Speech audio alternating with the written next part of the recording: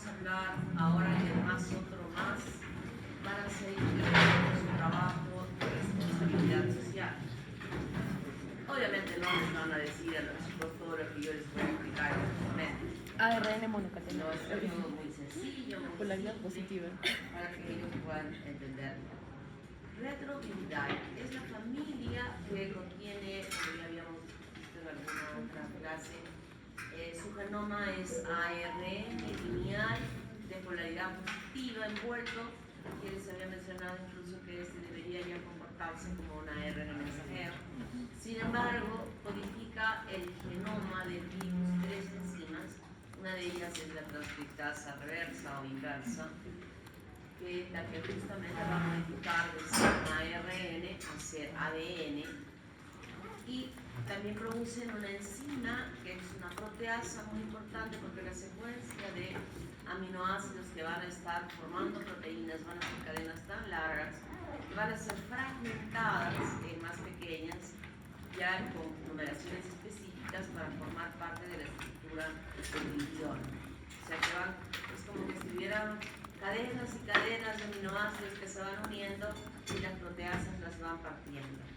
Por otro lado, también se sintetiza esta enzima, la integrasa, que justamente permitirá que ese genoma que se ha convertido ahora en ADN sea incorporado al genoma principal de la célula a través de esta enzima, la integrasa.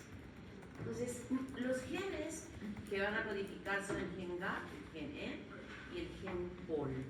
Justamente ya terminados de esa manera, que van a dar lugar luego a la formación de las diferentes proteínas que van a participar en la formación del virión.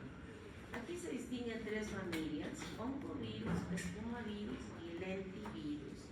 Dentro de los oncovirus se encuentran los virus HTLV1, que producen la leucemia de células T del adulto y también enfermedades neurológicas crónicas. Y está el HTLV2 y el HTLV5, que producen trastornos malignos de las células T.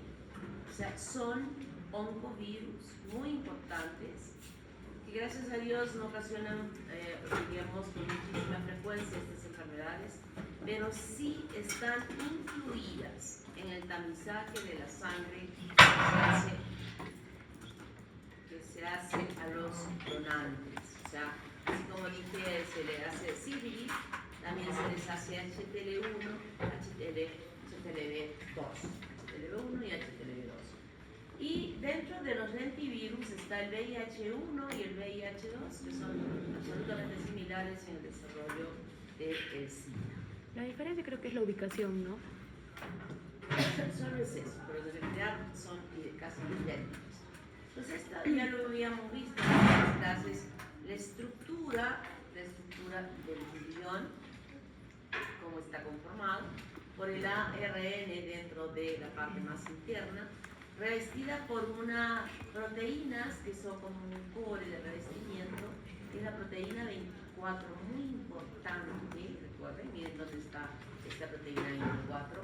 Luego está la proteína 17, les había dicho que la unión de la cápside con las envolturas están formadas por proteínas, y es la proteína 17. Y exactamente esta formación de la cápside icosaédrica y sobre ella la envoltura que lo tiene de la célula a la cual va a infectar. Y superficialmente estas espículas que están formadas por las glicoproteínas GP120 suspendidas por la GP41, que es este palito que está aquí, ¿no? Entonces la conformación del virión, y donde no solamente van a estar participando estos genes que habíamos mencionado en la formación, sino que además existen unos genes que van a regular la formación de los viriones, como vamos a ver. Entonces, como genes principales del HIV, en la replicación vírica están genes de replicación, y son el gen GAP, es el que es responsable de la formación de las proteínas estructurales que forman o que conforman el virión.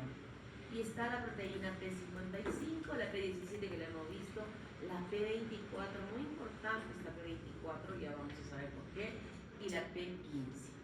Luego el gen POL es responsable de la síntesis de la transcriptasa reversa, de las proteasas que ya había mencionado que iban a servir para fragmentar, y también de la integrasa. Están representadas por la P51, la P66 y la P61, y la proteasa por la P9 y la integrasa por la P32. Esto que estoy diciendo P significa proteínas, y estas proteínas, así con numeraciones, sirven para que en un examen que se hace, que es la prueba de Western blot, que en inmunología yo quiero que se los expliquen, y ustedes les van a pedir a sus profesores de inmunología que les expliquen cómo es todo el procedimiento para que lo entiendan mejor, porque yo no voy a poder tener tiempo ya de poder explicar esto. Entonces, estas en esa prueba son separadas en esta prueba de Western blot en unas bandas especiales, y estas bandas, dependiendo de cuántas bandas se van coloreando en el procedimiento de la prueba, es que va a poder determinarse si es que es positiva o no es positiva la prueba. ¿Okay? Entonces es importante que cuando yo estoy nombrando estas proteínas, justamente estoy enfocándome a que ustedes puedan entender mejor la prueba de Western blot. El gen M es el gen de la envoltura, que es la GP120, GP160 y GP41. Sería la GP160 la precursora, que luego va a dar lugar a la formación de la GP120 y la GP41. Por favor, ¿puedes cerrar esa puerta? Está haciendo frío, ¿no? Sí.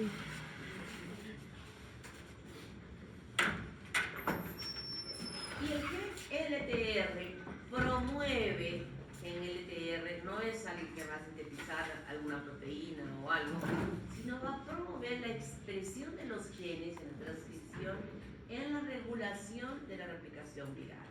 O sea, ya este es un gen que va a promover la síntesis de las proteínas para la conformación del virión. Y también hay genes con potencial oncógeno, porque no solamente vamos a ver en esta infección la posibilidad de desarrollo de infecciones, sino también de enfermedades neoplásicas, como el sarcoma de Kaposi, por ejemplo, que hemos conversado cuando hablamos del herpes, o los linfomas, Hodgkin o Hodgkin, o la aceleración que se pueda dar, por ejemplo, si es que la persona está infectada con el papilomavirus para poder desarrollar un cáncer de cuello uterino. O sea que estos genes tienen ese potencial para desarrollar. Aquí nosotros tenemos estos genes reguladores o genes accesorios. No sintetizan, obviamente van a sintetizar proteínas, pero no van a ser parte de la estructura, sino van a tener funciones específicas. El gen TAP, que justamente está representado por la proteína 14, activa la expresión de las proteínas virales. O sea, va a hacer que las proteínas virales puedan ser mucho más, diríamos, cuando se llegan a desarrollar, a poder conformar mejor la estructura del virión. El gen REV regula la expresión de las proteínas virales. Uno la activa y la otra la regula. O sea, esta parte es muy importante porque el comportamiento del virus no es como cuando hablábamos de las demás bacterias, ¿no? Hemos hablado de bacterias patógenas, por ejemplo, de las bacterias virulentas, y hemos hablado del sistema inmunológico para que el comportamiento del virus, de la bacteria sea, diríamos, más agresiva o menos agresiva, ¿no? Lo mismo sucede aquí. Lo mismo sucede aquí, y esto va a estar regulado por estos genes. El gen NEF reduce la expresión de las proteínas virales y promueve el desarrollo de las infecciones latentes, proteína P27. ¿Qué significa esto? Que no necesariamente una persona que se infecta con el virus, en el lapso de, qué sé yo, 2 años, es que desarrollando SIDA. Puede haber, la literatura dice, en algunos estudios que se tienen, que puede extenderse esta latencia a más de 10 años. En los libros dicen 10 años. ¿Qué significa esto? Significa que si una persona se ha infectado con el virus a través de una relación sexual, puede no presentar ninguna manifestación clínica de infección o de cáncer o de lo que sea, 10 años. Y no estoy hablando que esté tomando una terapia antiviral, no. Estoy hablando de que el virus está en esa persona, pero que no está llegando todavía a poder alterar su sistema inmunológico, y está funcionando de tal manera que no hay ninguna manifestación de una infección. Entonces, ¿eso a quién se atribuye?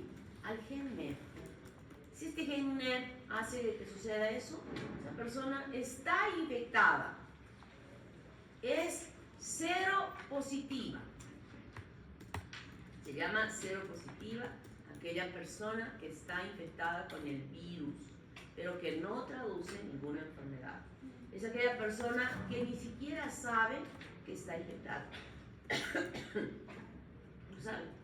¿Puede contagiar en ese periodo? Está contagiando, todavía es una persona promiscua, está contagiando a todo el mundo con quien esté. Pero esta misma persona no lo sabe. ¿Y cuándo la va a saber esta persona? Si por N razón, de repente va a ir a donar sangre. Y cuando va a ir a donar sangre, le hacen la prueba y le encuentran que es positivo. Es sí, no voy a ser yo positivo, yo soy una persona saludable, nunca me he enfermado, estoy bien. No, error. Se va a otro laboratorio, le confirman lo mismo. Error. Ya, señor, vamos a mandar su prueba, hacer las pruebas más de confirmación más exacta. Westerblot, positivo. Entonces esta es la etapa de latencia. Cero positiva. Aquella persona que está infectada con el virus, que no manifiesta ninguna enfermedad infecciosa ni de otro tipo oncológica, es cero positiva. Se convierte en SIDA cuando ya empiezan a aparecer infecciones a consecuencia de la deficiencia del sistema inmunológico. Entonces, esa etapa de latencia puede durar hasta 10 años, pero hay algunos libros y algunas revistas de investigación que dicen que no, puede ser un poco más. Vuelvo a repetir, sin tratamiento, ¿ok? Sin tratamiento. O sea, no sabe la persona que está infectada. O si la sabe, sabe por qué, en qué momento se pudo haber infectado, ya se conoce que puede tener este tiempo. Y el factor VIC es el factor infectivo, está representado por la proteína 23. ¿Qué significa este? Este es el factor, o diríamos, virulento del virus. El que no va a hacer que vayan 10 años de latencia, sino el que va a hacer que de pronto ese que se infectó en el lapso de 2 o 3 o 4 años ya esté haciendo SIDA. ¿Sí? Hemos entendido esto, ¿verdad? Entonces, es así como se comporta este virus. Y las proteínas que se forman a partir de estos genes son las que justamente van a actuar de esa manera. En la replicación intracelular, nosotros tenemos un receptor CD4. Y a este receptor CD4 se va a unir la espícula que se encuentra en la proteína, la glicoproteína GP120. Se fusionan las membranas. Recuerden que este es un virus que tiene envoltura. Se fusiona con la membrana de la célula del linfocito que va a infectar y luego ingresa a la cápside. Se decapsida y queda libre el genoma de ARN. Ya está allí la enzima, o sea, la enzima está dentro del virión. La enzima transcriptasa reversa, que la va a convertir en ADN. Y como ADN viene acá y la enzima integrasa, que también está presente, la incorpora al genoma principal de la célula. Y con esta información que tiene este núcleo, ahora esta célula empieza a sintetizar, como cualquier información genómica que tiene cualquier célula, empieza toda la batería de organoides a sintetizar las proteínas, todas aquellas que hemos visto hace un momento, en el citoplasma de la célula, y también se van a ir aplicando las cadenas de ARN para que luego se produzca el ensamble del virión. Y así como se han estado sintetizando las proteínas que están formando la estructura de la cápside y las proteínas de este semicore, la proteína 24, también las proteínas están saliendo externamente para ubicarse sobre la superficie de la membrana citoplasmática.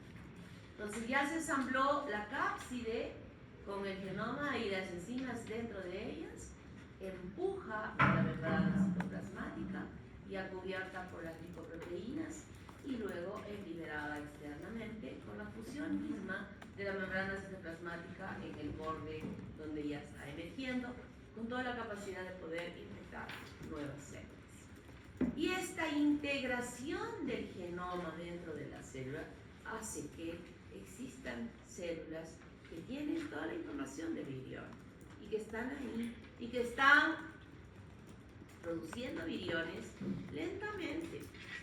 O sea, no quiero decir que esa persona que tiene un estadio de latencia de 10 años esté con el genoma dentro de sus celulitas bien tranquilita y que no esté haciendo o que no esté formando viriones. Si fuese así, no habría la capacidad de que esa persona que está infectada pudiera estar infectando. No es así. Sí se siguen produciendo viriones, pero en concentraciones, diríamos, no posibles de dañar la concentración de los linfocitos T, pero sí posibles para poder ser eliminados a través de los fluidos, sin que ocasione daño en su sistema inmunitario. Va a haber un momento en que estas células definitivamente van a agotarse, o sea, ya se agotan, ya no tienen esa capacidad de seguir multiplicándose o de seguir formando viriones y las células van a morir. En ese momento vamos a hablar de una disminución de la carga de linfocitos CD4 y un incremento de la carga viral. Entonces, la patogenia del SIDA se va a unir la GP120 a los receptores CD4 que están en varias células del sistema inmunológico. Están en los macrófagos, en los monocitos, en las células dendríticas, en las células linfocitos T. Y estas células están, ustedes ya han estudiado en inmunología, están representando la inmunidad celular, ¿verdad? La inmunidad celular. Entonces, van a haber cambios funcionales en él, va a haber una pobre respuesta de la inmunidad celular, la respuesta inmunitaria se deprime, no consigue eliminar a las infecciones y va a haber una baja, un descenso de los linfocitos CD4 y un ascenso de la carga viral. Y todo ello va a alterar completamente las defensas del organismo y van a empezar a presentarse diversas enfermedades infecciosas, inicialmente produciendo la enfermedad de un síndrome asociado a SIDA y luego ya definitivamente el SIDA, ¿no? Este curso, lo habíamos dicho, que puede darse hasta los 10 años en algunos casos o más. Pero no solamente el receptor es el receptor CD4, sino existen correceptores muy importantes. Diríamos que el receptor CD4 es como aquella puerta grande de la cochera que en algunas casas existe y que se tiene que entrar por la cochera para luego entrar a la casa, y dentro de la casa hay una puerta principal, ¿verdad? Entonces, esa puerta de la cochera es el receptor CD4. Este es el virión y nosotros tenemos acá a la glicoproteína 120. Se acopla al receptor CD4.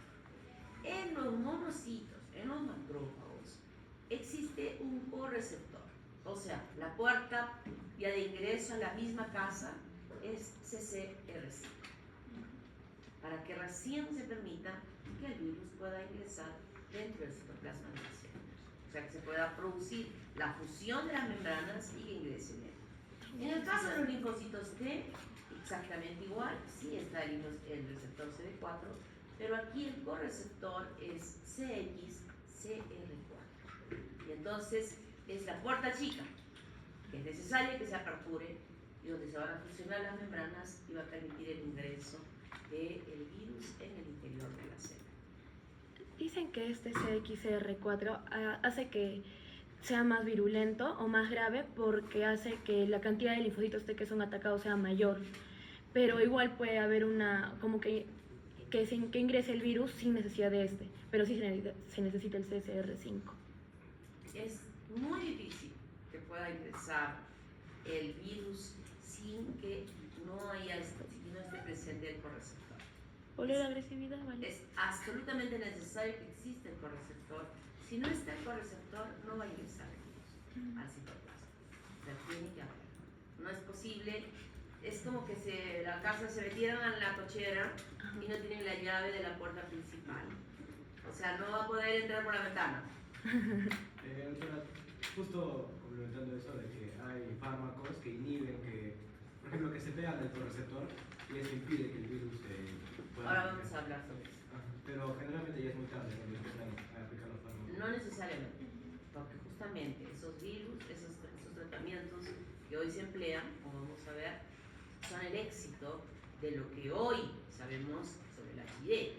O sea, la gente ya no muere por ese virus, la gente vive por, o sea, va a morir de viejito, va a morir por un infarto miocardio. La Chora Chauca ya vamos a ir, ella va a ser nuestro referente de cómo va a morir, ¿no? Cómo va a morir en el futuro ella, cuántos años ella convive con el virus, porque está teniendo un tratamiento que está manteniendo a raya la carga viral, permitiendo que sus linfocitos CD4 se mantengan en títulos que son totalmente buenos para proteger, ¿no? Entonces, nosotros tenemos esta concentración de los linfocitos CD4 a lo largo de la infección. El punto cero es el punto de donde se produjo la infección, que es usualmente una relación sexual. Cuando se ha producido esta infección, hay una proteína que es la primera que se va a disparar en elaborarse, que es la proteína P24, que la tenemos aquí de verdad. Esta es la proteína que se eleva, que se dispara como resultado de la formación de los viriones y que puede ser detectado en el suelo del paciente. Pero no es algo que se haga usualmente porque es costosísimo. Muy caro querer buscar esto. Y además, ¿qué vamos a buscar? ¿En quién buscaríamos? Buscaríamos de pronto en una persona que sabemos que estuvo operando, un médico que estuvo operando y que estuvo operando ahora, antes de entrar a la sala, todos los pacientes tienen que ser sometidos a hacerse esta prueba. Pero puede ser una emergencia tal que es cuestión de segundos que tenga que entrar a la sala para resolver, taponar el hígado, por ejemplo, porque estalló el hígado en un accidente. Y después que ya, y en plena cirugía se pinchó la mano, ¿no? Se pinchó la mano y luego que se pinchó la mano, recién llega el resultado del examen. El paciente es HIV positivo. El médico, un poco más se desmaya, ¿no? Entonces, ¿qué vamos a hacer en él? En él lo que vamos a buscar es esta, ¿no? Esa prueba a los 2 días o 3 días le vamos a buscar, que sería la única en ese momento que nos pudiera dar la posibilidad de que si se infectó o no se infectó. Pregunta: ¿cuál es el riesgo de infección entre la pinchada por HIV y la pinchada por hepatitis B?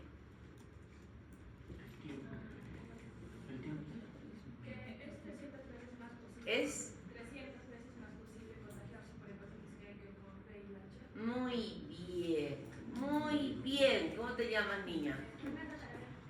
Talavera. ¿Talavera? Sí, Talavera. Talavera, ¿no? Sí. Muy bien, Fernanda. Muy bien. Efectivamente, hay mayor riesgo de infectarse por hepatitis B que por HIV. La hepatitis es más riesgoso si uno se pincha. Pero igual el pobre médico va a estar pues preocupado, espantado de que si me infecté o no me infecté. ¿Por qué esta niña hoy día está tan bonita? Es que tengo exposición de inmunología. Dame vagabundo. ¿Qué? Damo y vagabundo, sí. Entonces, miren, aquí podemos pedir esta proteína P24, que es la primera que se dispara, ¿no? Es la primera que se eleva. Entonces, nosotros tenemos, cuando se produce la infección, que los linfocitos CD4 se defienden, se elevan, pero progresivamente a lo largo del tiempo empiezan a caer. Y los linfocitos CD8 son los que se sostienen a lo largo del tiempo. Infección aguda al principio, con algunas características en el 50% clínicas y otras que ni siquiera ya se dan cuenta de que se infectaron con el HIV.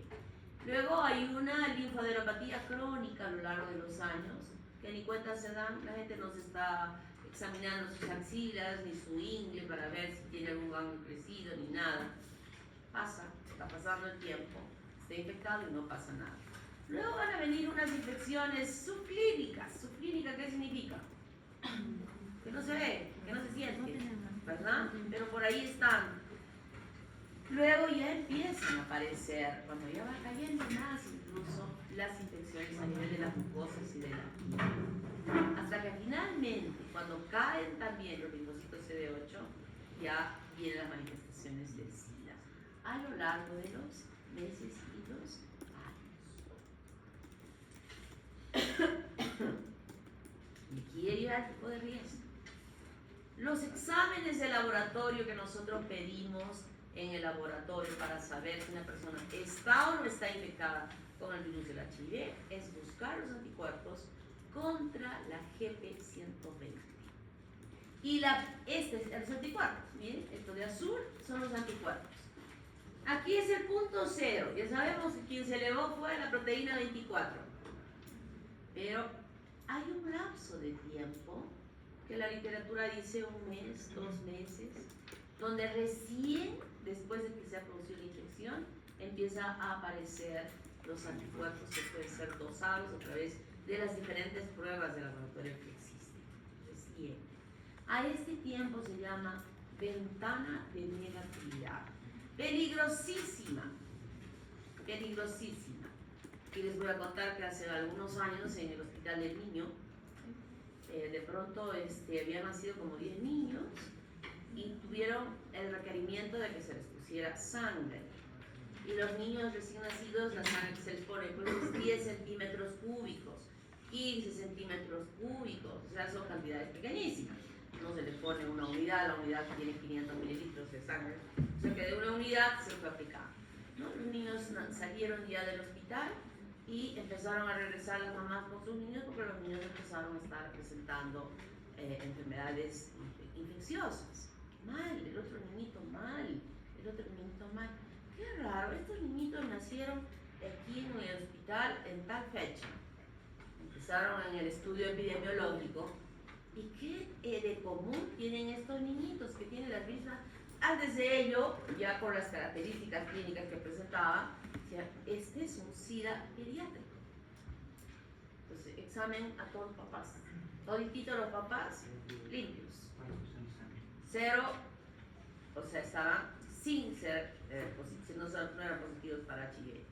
Entonces, ¿cómo fue esto? Empezaron a investigar, y todos esos chiquitos habían recibido sangre de esa unidad de sangre. Ya había pasado ya un tiempo, ya la sangre ya desechada, pero cuando uno va a donar sangre, se pone el nombre, nos tienen que mostrar su DNI, su dirección, todos sus datos tenemos ahí, su teléfono, etc. Entonces buscaron a la persona de la bolsa que le habían puesto estos niñitos y le hicieron la prueba y salió positivo.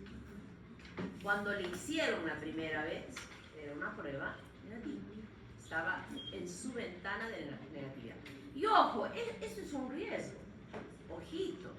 Cuando viene un donante de sangre al hospital, lo que hacemos nosotros es mirarle a los ojos fijamente y decirle cuántas parejas ha tenido en los últimos 6 meses. Entonces ya, la gente trabaja y es psicólogo.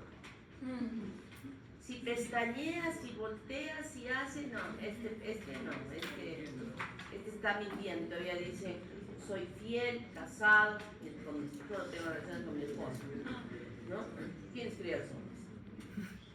Y ese es un riesgo, un albur que no solo puede haber pasado acá en Lima, como pasó, va a pasar en cualquier lugar. Porque nadie va a hacer P24 en un tamizaje de sangre, porque la bolsa costaría muchísimo. Entonces es imposible. Siempre hay un riesgo. Y un riesgo que yo ya se los he dicho en algún momento. No es conveniente estar poniendo sangre si no es necesario. Cuando la hemoglobina está en 7 y habiendo tenido una sangre, una hemorragia aguda, una anemia aguda por hemorragia, aceptamos. Pero si es una anemia que no es aguda, entonces empezamos a darle hematínicos para que se recupere. Tengo una cirugía programada. Primero me saco mi sangrecita, me la guarda, mi propia sangre, puedo guardarse hasta 1 mes. En ese lapso de tiempo full hematínicos, para que suba la hemoglobina y me ponen mi propia sangre. Entonces es un autotransfusión. Y las pruebas de tamizaje son unas cuantas. ¿Cuántas otras enfermedades se transmiten que vamos a ver ahora? En toda esta parte que ya estamos viendo, se transmiten a través de la sangre, pero que no se hacen tamizajes para ello. Entonces métanse en su cabeza eso. La sangre es buena, obvio, pero tiene riesgos el que uno tenga que estar haciendo transfusiones sin control. Entonces es importante que nosotros conozcamos esta ventana de negatividad. Y hacemos un estadiaje en la evolución de la infección. Asintomático para las categorías clínicas, situaciones sintomáticas B y C, ya indicadores de SIDA. Y lo que se hace es hacer un conteo de las células de los linfocitos CD4 por microlitro de sangre. Este aparato ya lo tenemos acá en Arequipa y también tenemos el aparato para medir carga viral. Entonces, si hay más de 500 células y es asintomático, está en la categoría A1. Tiene más de 500, pero puede ya haber indicadores de SIDA. Depende del sistema inmunológico, cómo actúa, no todos son iguales. Y lo más grave es que tenga menos de 200 y esté en la categoría C, esté en C3. Realmente estos pacientes, y esto sirve mucho para evaluar dar el tratamiento. Los pacientes con HIV están dentro del programa del SIDA, que se les administra gratuitamente toda la medicación, que es absolutamente costosísima, muy cara, demasiado cara, es imposible que sea una persona, ni siquiera una persona que trabaje, podría sostener su tratamiento. Entonces entran en este programa, pero en este ya es perder el tratamiento, porque está en condiciones que no va a recuperarse, porque tiene un conteo tan bajo, su carga viral es tan alta, que va a ser muy difícil recuperarlo del cáncer, del sarcoma de Kaposi, etcétera, etcétera, que ya se haya presentado. Entonces, en la categoría A,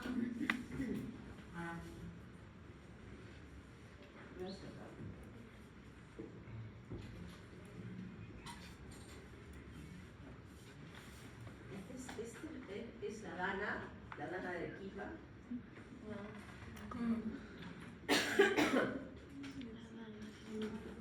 Qué terrible, ¿no? Yo recién he visto el domingo, veía carros amontonados ahí a todos, pero recién he visto el domingo la magnitud de lo que han sufrido esta gente en Valencia.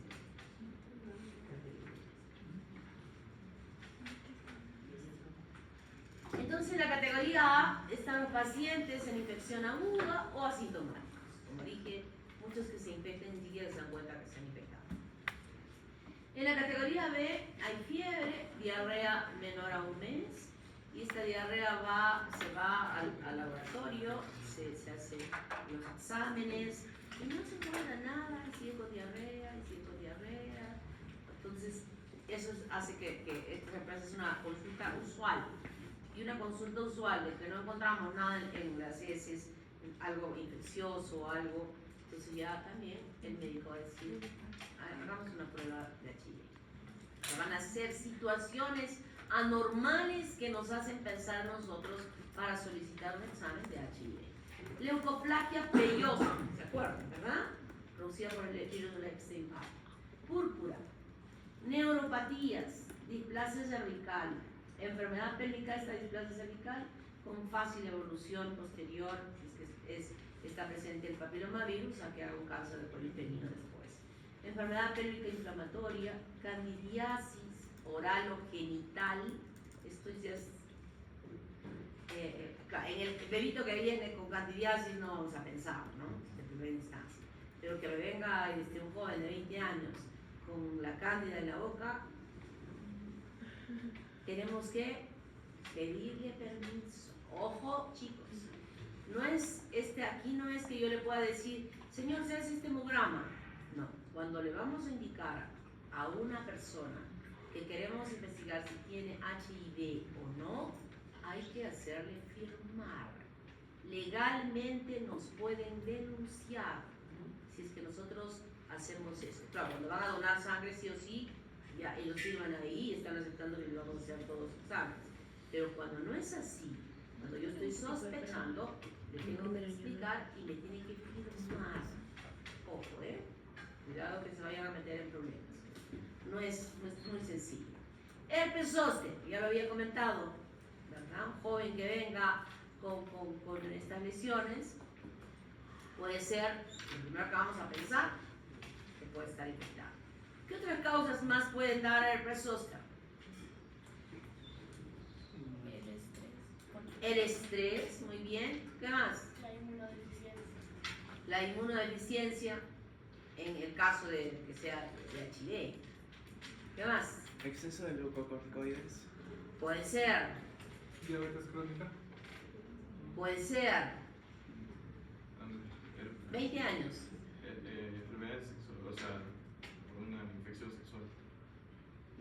No necesariamente. ¿Qué? Autoinmunidad. Ya nos han dicho por ahí. Que nunca haya tenido varicela. ¿No sería ¿Qué al qué? revés? Nunca haya tenido varicela. ¿No Que sería nunca haya tenido varicela. Pero Pero le daría varicela. No herpes zóster. Algo más, 20 años. Ah, 20 años. 20 años. ¿Qué dices? Drogas. ¿Ah? Drogas. No. Una complicación tal vez por una mononucleosis. No. Lo de lesiones en la boca que cause una neuralgia de trigémino. No. ¿La edad avanzada? 20 años. 20 años. Síndrome de Redovic. 20 años. 20 años. Droga. 20 años. Una pista, una pista. Una pista con qué. No sé, hombre, ¿no? O sea, les hago para que piensen ustedes porque puede suceder. O sea, no cerremos nuestra imaginación, nuestro diagnóstico, no cerremos a que pueda ese chico de 20 años estar haciendo un cáncer. Ah, El claro. cáncer no es exclusividad solo de los viejos, puede estar haciendo un cáncer. Ya, negativo su HIV, entonces ya empieza a investigar más. Y puede ser un cáncer. Puede ser un cáncer.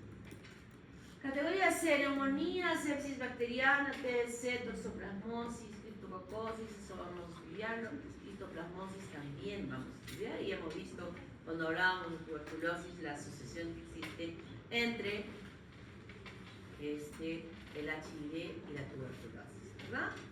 A ver, ¿quiénes han levantado su mano? Velázquez Salas. Porque si no me van a reclamar, ¿no? Velázquez Salas. Cáncer estudiado. ¿Qué dijiste? Infecciones y bueno, también la inmunodeficiencia. Cáceres Oviedo. Sugner Figueroa. Suñi. Sugner Azul. SUC. ¿Quién más? Carlos Visa. Carlos Pisa. ¿Quién más? Hola, salud gallegos. Bueno, son gallegos. Bueno. ¿Tú dijiste qué dijiste? No era varicela. No. Entonces la correlación entre la carga viral y los linfocitos CD4 es inversa, ¿no? A más linfocitos, menor carga viral. A mayor carga viral, muerte. ¿No? O sea, si la carga viral es tanta y los linfocitos CD4 están en el suelo, entonces el paciente va a morir. Va a morir. En los aspectos clínicos, definitivamente ya hemos visto que el virus lo que va a hacer es dañar el sistema inmunológico y permitir el desarrollo de neoplasias e infecciones oportunistas que van a aparecer en 10 años. Esta era la etapa de latencia más larga. Y que después de que se da, si no hay tratamiento, desde el inicio del SIDA, si no hay tratamiento, el paciente muere en 2 años. En la fase aguda, entonces el 50% no presenta ninguna sintomatología. Y el otro 50% presenta signos parecidos a la mononucleosis infecciosa, pero no tan intensos que ni siquiera lo motivan a que vaya al hospital. Y si va al hospital, al médico ni se le ocurre que ese paciente está haciendo un SIDA o un HIV o una infección aguda por el virus del HIV. Sudoración, astenia, mialgia, ¿cuántas veces se tiene esto? Y pasa. Es como fases prodrómicas de muchas enfermedades que luego van a pasar. Entonces esta etapa de latencia ya sabemos a qué se debe, ya conocemos ella, y progresivamente en el lapso de que se disminuyan los linfocitos CD8 es que ya empezará la aparición del SIDA con la fase final, el ganglio se agota, hay una cantidad extrema de virus circulantes, los ganglios están totalmente afectados, fiebre, pérdida de peso, malestar general, empiezan a aparecer todas las infecciones, no simultáneamente, eso quiero aclarar. Ahorita les voy a mostrar quiénes están ahí, pero no es que todas están presentes, sino aparece una, se hace el tratamiento, aparece otra, se hace el tratamiento y van apareciendo. Y hay una sudoración nocturna, una fatiga y el pobre paciente va emaciándose progresivamente si es que no hay tratamiento. Entonces, dentro de las infecciones oportunistas van a participar incluso los protozoarios, que normalmente nosotros no nos hacen nada porque nuestro sistema inmune no nos permite. ¿Cuántas veces hemos encontrado en las heces de los pacientes Isospora belli, por ejemplo? Encontramos, el paciente no pasa nada, ¿no? O los hongos, el hongo que vive con nosotros, que es parte de nuestra flora normal bacteriana, que es la Candida albicans, empieza a desarrollarse en las áreas donde normalmente están, vía cavidad oral, digestiva, vaginal, piel incluso. Pero pueden también ser muy sensibles a infectarse, por ejemplo, con el Histoplasma capsulatum o el Cryptococcus neoformans, que están en el ambiente, que podrían estar ocasionando problemas respiratorios en la persona. Bacterias, Mycobacterium tuberculosis. Todas hemos dicho que la posibilidad de la infección de las personas en nuestro medio es altísima. Infección es altísima. Si nosotros hiciéramos, por ejemplo, en el RIMA o en San Juan del Lurigancho en Lima, donde decimos que la tuberculosis es grave, no necesariamente todos están enfermos, pero si nosotros hiciéramos ahí la prueba de la tuberculina masivamente a la gente, masivamente, el 80% estaría positivo. Algo que ya les he dicho que va a suceder en ustedes, ¿no? Porque ellos en ese ambiente, en los micros que toman, que se movilizan allí, la gente está. Y el blanquito, como dijo la presidenta en un momento al principio, cuando ganaron, el blanquito de Miraflores o de San Isidro, que toma un bus y que se va a ir hasta a estos lugares de Lima, San Juan del Lurigancho, por alguna situación, se expone a infectarse, porque ahí en el bus todo el mundo está tosiendo. ¿Se dan cuenta? Entonces el riesgo de infección es enorme y grande, y la posibilidad de que este infectado se pueda infectar con el virus del HIV va a permitir que se desarrolle la tuberculosis. Es una asociación bastante importante, y más aún con el Mycobacterium avium. Ojo. Listeria monocytogenes, Salmonella, Streptococcus, en realidad la mayoría de las bacterias. Virus, citomegalovirus, los virus herpes simple, el papilomavirus, el virus de la hepatitis, también pueden estar ahí comprometiendo y desarrollando enfermedades en este paciente. En cuanto a neoplasias malignas, linfoma no Hodgkin, sarcoma de Kaposi, que ya habíamos visto, cáncer urogenital, justamente por el papilomavirus, linfoma de Hodgkin, caquexia. ¿Qué es caquexia? ¿Ya has participado hoy día? No he tenido punto de eso, de lo que... ¿Qué quieres decir de la caquexia? Que es liberación de aminoácidos por parte de los músculos. Y O sea, como... y ahora ya Pérdida de músculos esqueléticos. pérdida de músculos esqueléticos. Adelgazamiento extremo, eso es caquexia. Joaquín Maqueira. Maqueira. caquexia es, ese término lo van a emplear ustedes mucho cuando los pacientes llegan a emergencia, al hospital, y ven a un paciente. Yo les hablo así, tienes caquexia, por ejemplo. Imagínense en la fase final de Freddie Mercury. Estaba delgado. Delgadísimo. Delgadísimo. O sea, ya él no apareció más después de su último concierto que estaba delgado, pero sí hay fotos de él más tardías, ¿no? ¿Conocen a Freddie Mercury? Su obviamente. última grabación justamente lo Obviamente. maquillaron demasiado. Freddie Mercury va a quedar a la historia como los Beatles, ¿no? ¿O no? Sí. Enfermedades neurológicas, encefalitis aguda, mielopatía vascular, meningitis aséptica, neuropatía periférica, deterioro progresivo de las capacidades intelectuales, incapacidad para concentrarse, falta de memoria y a veces algunos rasgos de demencia. ¿Y quién diagnostica esto? El psiquiatra. El psiquiatra.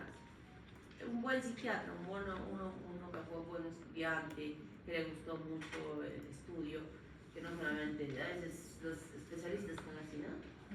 Ojo, ojo, ojo, ojo, ojo, ojo. Nariz, nariz, nariz, nariz, nariz, y pierden la visión general del paciente. Pero hay otros que no. Entonces, un psiquiatra que hace la historia clínica y ve que, o sea, que no hay antecedentes para que esta persona tenga ese comportamiento, dice, no, quiero una prueba de HIV. Y le encuentra que es así, ¿no? Es un joven de 30 años, con este tipo de rasgos, entonces piensa que es HIV.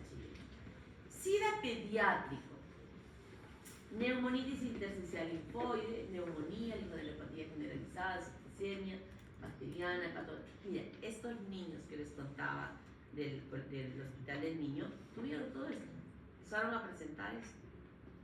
No es lo mismo que el niño cuando va a nacer de una mujer que está infectada, es todo un protocolo que se hace en el hospital.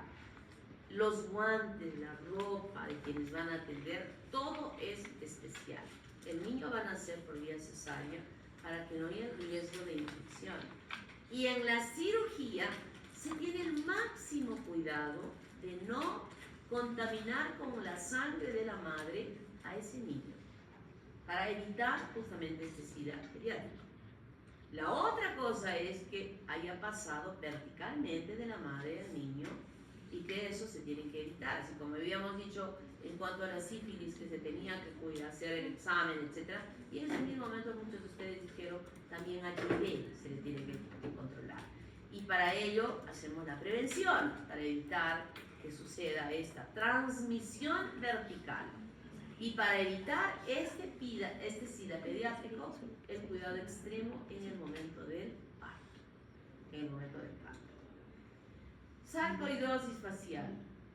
Miren cómo viene el niño, es chico y está infectado con este tipo de lesión. Leucoplaquia vellosa o bucal. Neumocistis carini, Cryptococcus neoformans, eso lo vamos a estudiar más adelante. Candidiasis oral. Así vienen los pacientes. 18 años, 20 años, con esto, ¿no? Absolutamente anormal. Keilitis bucal bacteriana, nos echan todas las cremitas habidas y por haber, pero esto no cierra. Puede haber unas lesiones medias tumorales en los carrillos internos de la boca, granulomatosis orofacial, sarcoma de Kaposi que empieza con unas manchitas en la piel y que luego evolucionan a ser ya lesiones mucho más serias y que incluso pueden comprometer las mucosas, ¿no? Entonces ustedes van a buscar las peores imágenes. Por favor, yo aquí no he mostrado casi nada. Ustedes son hábiles para encontrar lo peor, para espantar a los mucosos. Diagnóstico. ¿Qué vamos a buscar en el diagnóstico serológico? ¿Qué buscamos? Los anticuerpos para la proteína 120. Esa es la que usan más cuando son cada vez más específicas. Por ejemplo, en las ya Las técnicas inmunoenzimáticas hasta de cuarta generación a veces se buscan más de una, ya no solamente la GP120, sino anticuerpos contra la GP41, para ser un poco más específica la prueba, ¿no? Lo importante es que tenemos que tener el 100% de sensibilidad y la especificidad puede alcanzar hasta el 99%. Las pruebas de aglutinación tienen que tener 100%, aunque muchas veces la especificidad va cayendo. Entonces, cuando un paciente tiene esta positividad, no le vamos a decir, señor, usted está con HIV. Aprendan, desde hoy les pido a que aprendan a tener el criterio de manejar adecuadamente la información que se va a alcanzar al paciente. Recuerden, hoy día, ¿qué fecha es? 6 de noviembre. 6 de noviembre de 2024, la doctora Noemí les dijo esto. Tengan el criterio de alcanzar la información al paciente. La información que no es buena, la información que va a causar dolor. Sean sensibles, no sean caballos, como esa expresión que yo escuché de una señora. Ese médico es un caballo, porque así a boca de jarro me dijo, su padre tiene 2 horas para vivir. Eso no debe ser la expresión de nosotros los médicos. Tratemos de suavizar, de decir eso, pero con otro tipo de palabras. ¿Está claro? Por favor, se los digo, que no les digan caballos. Nosotros tenemos la sensibilidad aquí, ¿no? Entonces, decir, señor, la prueba ha salido positiva, pero no es segura. Tenemos que confirmar con otras pruebas. Tenemos que confirmar con otras pruebas. Y ahí hacemos las pruebas de confirmación, que puede ser por inmunofluorescencia o radioprecipitación. Y finalmente la de Western blot. ¿A quién le hago Western blot? ¿A ese que está en la categoría C3? No. ¿Valdría la pena hacer el Western blot a la de C3? No, ¿verdad? Le voy a hacer a la de C1, a ese que vino a donar, a ese que le dije, señor, ha salido, pero tenemos que la prueba. No, imposible, porquería de hospital general tan viejo, que seguro que los partidos son viejos. Yo me voy a hacer en la calle. Se va a la calle y viene así todo humilde al hospital. Es verdad. ¿Y ahora qué hago? Vamos a hacer una prueba confirmatoria. Entonces, ese que no tiene ninguna sintomatología, hacemos la prueba de Western blot para convencerlo de que efectivamente está infectado. Y esto, importante, ¿no? La detección de antígenos de la transcriptasa reversa o esta, P24. La P24, que sería lo primero que nosotros le tomaríamos a un paciente que, por ejemplo, ha tenido el pinchazo o que sabe que ha tenido un accidente o que su conciencia le está remordiendo tanto porque ha aparecido en un hotel después de haberse ido a la calle Dolores y no sabe qué pasó y está que agoniza. Le vamos a decir, ¿sabes qué? Espérate 2 meses para que te hagamos la prueba de la que uno usualmente hacemos. ¿Esperará los 2 meses? ¿No? Y les va a decir, por favor, no habrá otra cosa para ya poder saber que yo tenga este infectado. Por favor, se lo suplico porque estoy agonizando. O sea, es terrible. Es terrible. Entonces ahí le decimos, sí, existen pruebas, pero tiene un costo grande, donde se sacan plata para poder hacerse estas pruebas y saber que sí o sí están o no están infectados. Y puede hacerse cultivos y también finalmente la prueba PCR para confirmar. Esta es la prueba de Western blot que quiero que ustedes le digan a su inmunología que se les explique. Aquí se utiliza en gel, están sometidos a electroforesis en gel, en un gel de poliacrilamida que se transfiere a hojas de murocelulosa, donde se permite dibujar bandas. Miren, este es el control. Y estas banditas que ustedes ven aquí corresponden por el peso molecular que tienen las proteínas y ya están determinadas a qué proteína corresponde. Entonces, estas son muestras de los pacientes. Por ejemplo, aquí está colorido, no lo veo muy bien, qué bandas están puestas aquí, están pintadas dos. Y esto incluso va variando de acuerdo a los países. Así como cuando hablábamos del Mantux, que en tal sitio valía menos diámetros y en otro más diámetros. Igual, por ejemplo, en el África, donde hay tanta incidencia, basta que aparezca una sola bandita, ya sea del gen pol o del LED, y es positivo, ¿no? En nuestro medio se necesitan dos bandas, puede ser una del EM y una del pol, o puede ser una del EM y una estructural, ¿no? Del GAC estructural. Entonces se necesitan dos bandas para dar positividad. Y doctora, ¿con alguna de las bandas hay alguna reacción cruzada? O sea, que se marque y sea por otra cosa, por otro virus. La prueba de Western blot es la más difícil. Okay. Aquí ya no hay que no sea. A veces se pinta una banda o dos bandas así medias raritas. Entonces se pide nuevamente que en 2 meses, en 1 mes o 2 meses, ese paciente se debe enviar nuevamente el suero de ese paciente para ver si ahí ha habido alguna modificación. Si no ha habido ninguna modificación, probablemente ha habido que no ha estado bien tomada. De repente sale negativa y no está bien tomada la muestra. El VIH en el Perú hay 72.000 hombres y mujeres que viven con VIH y más de 51.000 tienen acceso al tratamiento. Y 20.000 personas no saben que están infectadas. Y Faltan que mil. están Contagiando. infectadas. Que están Ay, faltan infectadas. mil. Que están infectadas. Esto está controlado por el centro epidemiológico con la ayuda importante que se da a los pacientes con este tratamiento. Hasta febrero de este año, miren, en el 2020 bajó. Encerrados todos los hombres en sus casas, Sí, sí. ¿no? O no accedieron a hacerse las pruebas porque todo estaba cerrado. Pero ahora ya se está volviendo a la realidad. Esto es febrero, por si acaso. Recién febrero. Ustedes saben todo lo que pasa en febrero. Entonces, probablemente el próximo año esta bandita un poco más elevada. Y muchos hijos se aún. hacen. La relación varón-mujer, siempre los varones más, hombre. un número mayor Sí, que por eso. las mujeres en rojo. Esto no ha variado de 2023 al 2024, sigue igual. Miren, siempre en las edades de trabajo, de productividad, tanto los varones como las mujeres son donde mayor tiempo tienen. 25 29 años es la mayor, igual las mujeres. Es la edad en que salen más a la Dolores. Esto sí me preocupa un poco. Del 2022 al 2023 y al 2024, que les voy a mostrar, está la bandita que es amarilla acá, era la transmisión vertical.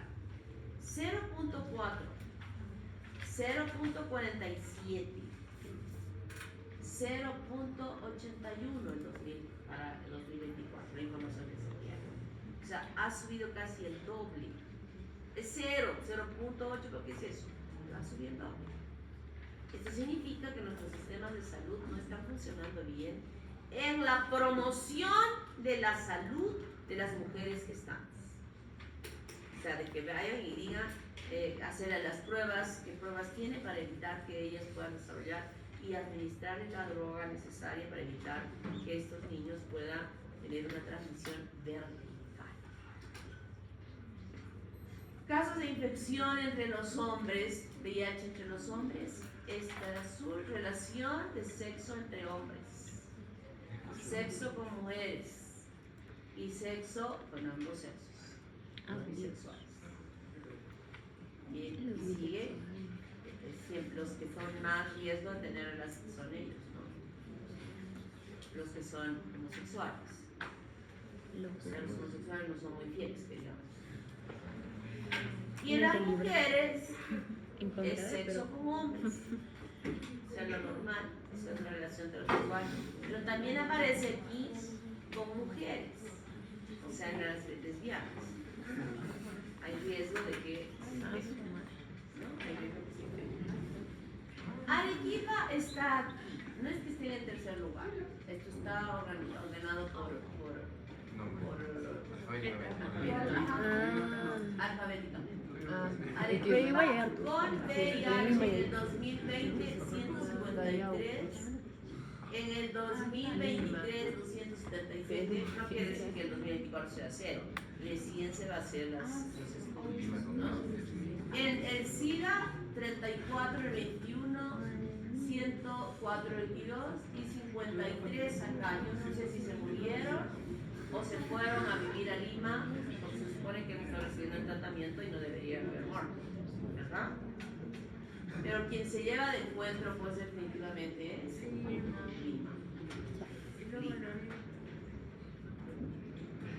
Arequipa no he encontrado datos actuales, pero el 2020 también cayó, este era el 2021, pero igual. Bueno, cayó. La porque no Dolores, había. la Claro, San no había contacto. Francisco, Miraflores. ¿Cómo saben? Ay, ¿Cómo Miraflores. saben? Ay, no, Miraflores. Delegado, ¿cómo sabe usted eso? ¿San qué? Miraflores. ¿Perdón? Delegado, ¿cómo se puede ¿Cómo hacer el las delegado compras de sabe eso, infección? doctora? ¿Cómo? ¿Cómo ¿Cómo el es? delegado sabe eso, doctora? Ah, es que es el delegado, todos saben. Experimento Mecanismo de transmisión, los mismos que hemos aprendido para la hepatitis, ¿no? Y el tratamiento es como la tuberculosis, que ataca por todo lado, no solamente se usa una droga. Inhibidores de la transcriptasa reversa. Esta, la sidobudina o AZT, es la que se emplea en las mujeres gestantes para evitar la transmisión vertical. Pero existen otras más. Inhibidores de las proteasas, de aquella enzima que fragmentaba las proteínas. Inhibidores de la integrasa, que permitía la integración del genoma al genoma de la célula. Inhibidores de la fusión. Esto es lo que decía su compañero. Antagonistas del receptor C. Estas son las últimas que se han creado, que son muy buenas, que evitan que se acople el receptor CD4 o que evite que se acoplen los correceptores y que no puedan ingresar el virus dentro de la célula y de esta manera se controla. O sea que simultáneamente el paciente recibe un montón de pastillas que las debe ingerir diariamente para evitar que se pueda formar una carga viral tan importante que ocasione todo el daño en el paciente. Y doctora, ¿por qué tienen que tomarlo a la misma hora? Todos los días. Porque es como, ¿qué? Si no se toman las pastillas, Ah, yo pensé que había algo específico de por qué. o sea, las pastillas, 6 de la mañana, 2 de la tarde, 10 de la noche. O sea, las pastillas tienen que seguir ese orden, ¿no? ¿Qué soñamos? De que sabe. ¿Qué hace? ¿Para qué no ¿Qué se sabe? Por favor, Que había un- solo una persona del grupo de la presentación, solo una que se encargue para no perder tiempo, máximo van a ser 20 minutos de exposición, no más. Porque el resto de los 25 minutos les van a llover preguntas y preguntas y preguntas y preguntas. Ojito, solo 20, no va a alcanzar el tiempo. Yo no voy a hablar con- Responsabilidad social. A lo que van a ir ustedes a hablar a todas las clases, Creo que son no entrar. Cuando fue el año pasado, no. A ver, nuestro trabajo de responsabilidad social va a prácticas, ¿ya? Su nota de calificación va a prácticas. Pero lo que digo es que solamente tienen 20 minutos para hablar en la hora tutoría de las escuelas a las que van a ir, 20. Porque los otros 25 va a ser para que les pregunten. No saben todo lo que les van a preguntar.